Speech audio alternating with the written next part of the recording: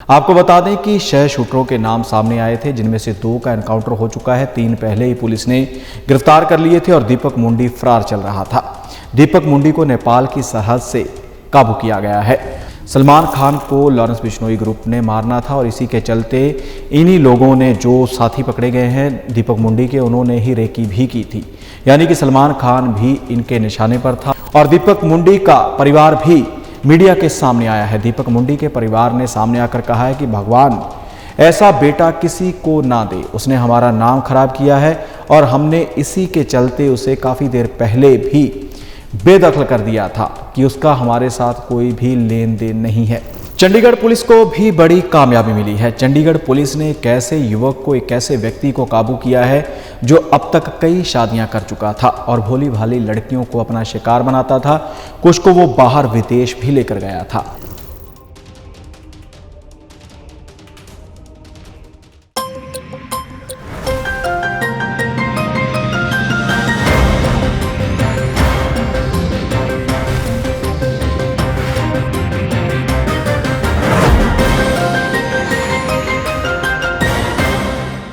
नमस्कार, D5 channel Hindi देख रहे सभी दर्शकों का मैं धर्मेंद्र संधू स्वागत करता हूं। इस कार्यक्रम में विभिन्न खबरों व मुद्दों के ऊपर चर्चा करते हैं। बात गैंगस्टरों की जाए तो गैंगस्टरों को दबोचने का सिलसिला लगातार जारी है। दीपक मुंडी जो पुलिस की गिरफ्त से बाहर था, उसको गिरफ्तार किया गया। उसके 2 साथी भी पुलिस के हाथ लग चुके हैं। पुलिस ने मानसा अदालत में दीपक मुंडी को पेश किया, जिसके बाद पुलिस ने 7 दिन का रिमांड दिया है और पटियाला के नज़दीक पड़ते राजपुरा CIA स्टाफ में दीपक मुंडी व उसके साथियों को रखा गया है। और आपको बता दें कि खरड़ CIA स्टाफ में जग्गू भगवानपुरिया व लॉरेंस बिश्नोई को रखा गया है। आपको बता दें कि 6 शूटरों के नाम सामने आए थे, जिनमें से 2 का एनकाउंटर हो चुका है। 3 पहले ही पुलिस ने गिरफ्तार कर लिए थे और दीपक मुंडी फरार चल रहा था। दीपक मुंडी को नेपाल की सरहद से काबू किया गया है और साथ ही इन गैंगस्टरों से बड़े खुलासे भी हुए हैं। जो गौरव यादव हैं, DGP पंजाब हैं, उन्होंने प्रेस कॉन्फ्रेंस करते हुए बताया है कि इन लोगों ने सलमान खान को भी मारना था। सलमान खान को लॉरेंस बिश्नोई ग्रुप ने मारना था और इसी के चलते इन्हीं लोगों ने, जो साथी पकड़े गए हैं दीपक मुंडी के, उन्होंने ही रेकी भी की थी। यानी कि सलमान खान भी इनके निशाने पर था, लेकिन इनकी गिरफ्तारी के साथ ही एक खतरा टल चुका है। और साथ ही NIA की ओर से भी गैंगस्टरों के घरों के ऊपर छापेमारी की जा रही है और पूरे रिकॉर्ड जमा किए जा रहे हैं, जिसमें लॉरेंस बिश्नोई के घर के ऊपर छापेमारी की गई है, गोल्डी बराड़ के घर के ऊपर छापेमारी की गई है और साथ ही जग्गू भगवानपुरिया के घर पर भी NIA ने रेड की है।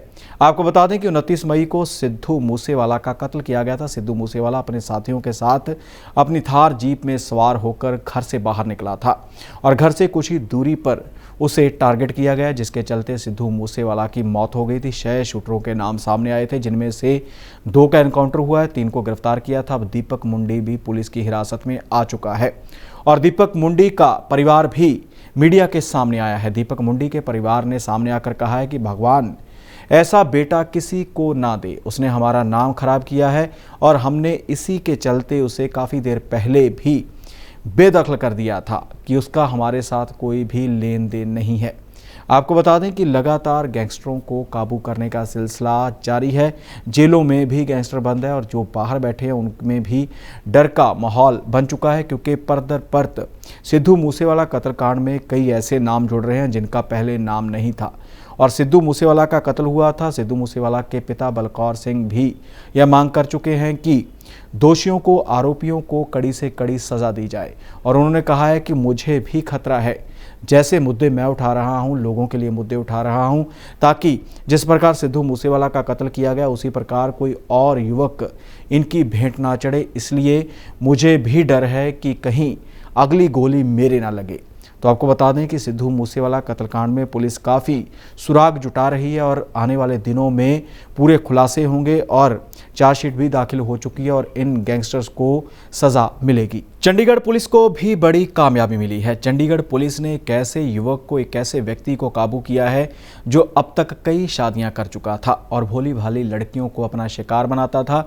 कुछ को वो बाहर विदेश भी लेकर गया था और मामला तब खुला जब एक लड़की थी, पंजाब की रहने वाली थी, उसकी शादी हुई। शादी में 20 लाख रुपए का खर्च आया और पूरी तरह से रीति रिवाजों के मुताबिक वो शादी हुई थी, लेकिन चंडीगढ़ में रहते हुए इस युवक ने उस लड़की को परेशान करना शुरू कर दिया, उससे और पैसे की डिमांड की, जिसके चलते काफ़ी बड़ी राशि 75 लाख के करीब लड़की के परिजनों ने लड़के को दे दी। लेकिन उसकी भूख बढ़ती गई और उसने और पैसे मांगे तो लड़की ने शिकायत कर दी, जिसके बाद उसे गिरफ्तार किया गया।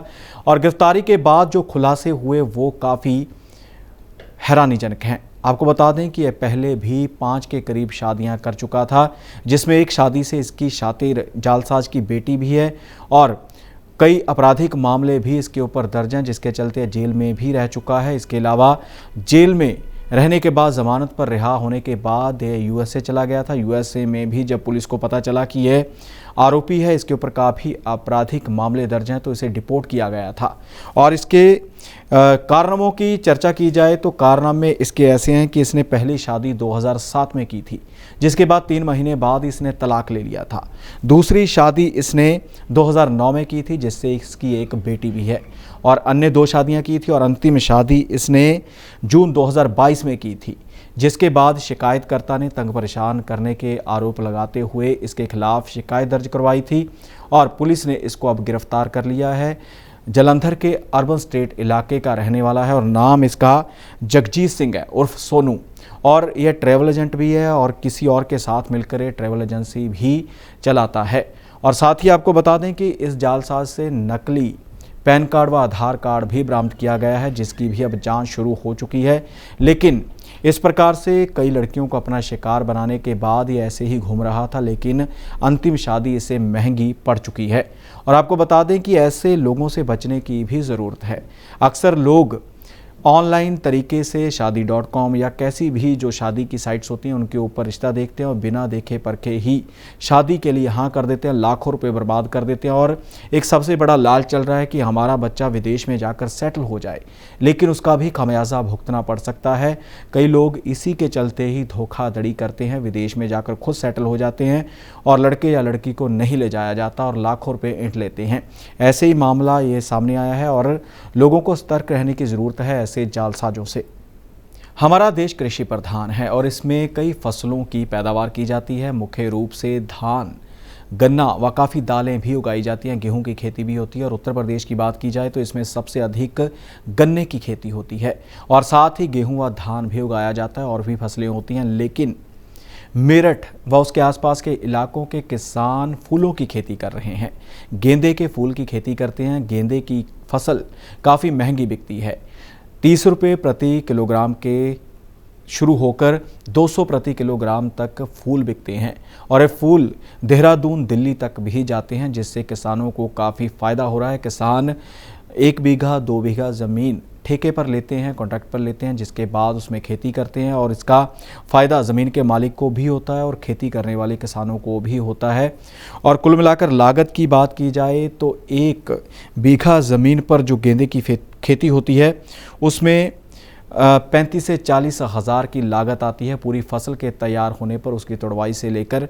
और जो फ़ायदा होता है वो काफ़ी अधिक होता है और 3 से 4 महीने की ये फसल होती है, यानी कि एक बार पौधे लगा दिए 3 से 4 महीने तक पूरी तरह से फल देते हैं, फूल देते हैं, जिसका आगे बेचने पर काफ़ी अच्छा दाम मिलता है। और बात की जाए तो मेरठ के किसान तो खेती कर रहे हैं फूलों की, साथ ही मेरठ के अलावा हापुड़, बागपत, गाजियाबाद, बुलंदशहर में भी फूलों की खेती हो रही है, जिनकी डिमांड काफ़ी बढ़ती हुई नज़र आ रही है।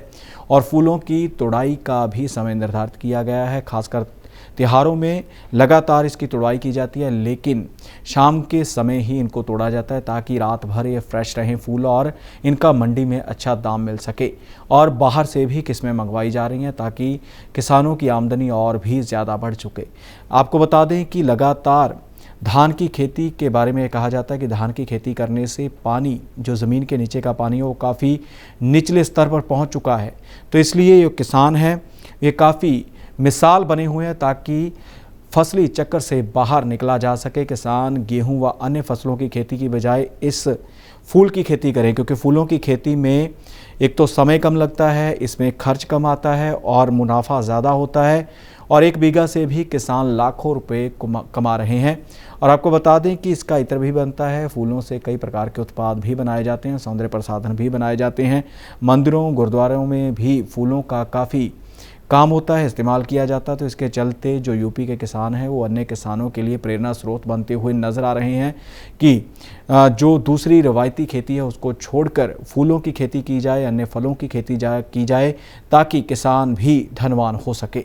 कुछ दिन पहले ही कॉमनवेल्थ गेम्स खत्म हुई हैं। इसके अलावा एशिया वर्ल्ड कप भी समाप्त हो चुका है और खिलाड़ी पूरा दमखम दिखाते हुए देश का नाम रोशन कर चुके हैं। हालांकि क्रिकेट में थोड़ी सी निराशा हुई है, लेकिन फिर भी अन्य खेल थे जो कॉमनवेल्थ गेम्स के, उनमें काफ़ी मेडल लेकर हमारे भारतीय खिलाड़ी वापस लौटे हैं।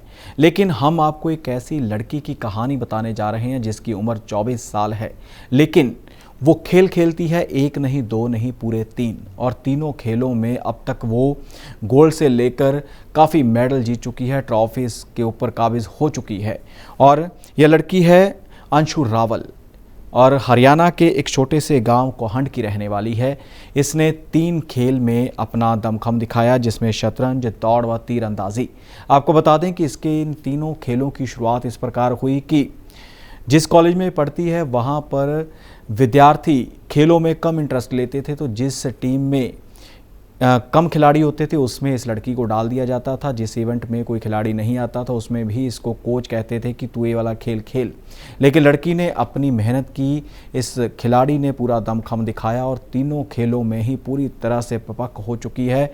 और इसके अलावा अब तक काफ़ी मेडल जीते हैं, जिनमें इस लड़की ने 12 मेडल जीते और 27 ट्रॉफियाँ जीती हैं।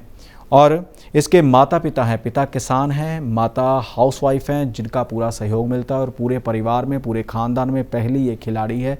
और ये लड़की इस प्रकार से प्रैक्टिस करती है कि तीनों खेलों की रोज़ाना प्रैक्टिस करती है, लेकिन जिस खेल का मुकाबला होता है, जिस खेल में इसने पार्टिसिपेट करना होता है, उसकी प्रैक्टिस अधिक करती है।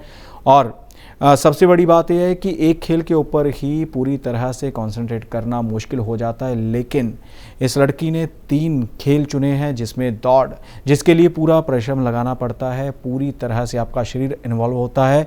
और आर्चरी में आपको ध्यान लगाना पड़ता है, तीरंदाजी में, कि आपका जो निशाना है वो चूक ना जाए। और इसके अलावा शतरंज दिमाग का खेल है, दिमाग के बलबूते ही इस खेल को जीता जाता है। लेकिन इस लड़की ने उदाहरण पेश की है कि शारीरिक तौर से भी ये खेलों में हिस्सा लेती है, दिमागी तौर से भी, और पूरा ध्यान लगाते हुए भी तीरंदाजी में कई मेडल, कई ट्रॉफीज़ अपने नाम कर चुकी है। एशिया कप में श्रीलंका चैंपियन बन चुका है। पाकिस्तान को श्रीलंका ने हरा दिया है और सबसे पहले श्रीलंका ने ही बैटिंग की थी। बैटिंग में उसने पूरा दमखम दिखाया और 170 स्कोर बनाए, लेकिन पाकिस्तान की टीम 145 पर ही ऑल आउट हो गई, जिसके चलते श्रीलंका की जीत हुई और श्रीलंका के खिलाड़ियों के ऊपर पूरी तरह से धन की वर्षा हो चुकी है। और बात की जाए पूरी टीम की, तो पूरी टीम को ट्रॉफी के सहित 1 करोड़ 19 लाख के करीब राशि मिली है, जो इनाम में दी गई है। और इसके अलावा जो इसकी कुल वैसे डॉलर के हिसाब से कीमत बनती है, तो वह $1,50,000 श्रीलंका की टीम को मिले हैं। और इसके अलावा प्लेयर ऑफ द टूर्नामेंट को वानिंदु हसरंगा को जो पैसे मिले हैं वो $15,000 हैं, जिनकी कीमत बनती है 11.94 लाख, यानी कि 12 लाख के करीब इनकी कीमत बनती है। इसके अलावा player of the match Bhanuka Rajapaksa को $5,000 मिले हैं, जिनकी अगर नॉर्मली कीमत मानी जाए तो वो 3.98 लाख, यानी कि 4 लाख के करीब बनती है। और बड़ी जीत हुई है पाकिस्तान के खिलाफ और श्रीलंका चैंपियन बन चुका है। इससे पहले आपको बता दें कि भारत की हार हुई थी। भारत सेमीफाइनल की रेस से बाहर हो गया था, पाकिस्तान के साथ भी उसके मुकाबले हुए। पहला मुकाबला पाकिस्तान के साथ भारत ने जीता और उसके बाद पाकिस्तान के हाथों ही भारत की हार हुई थी।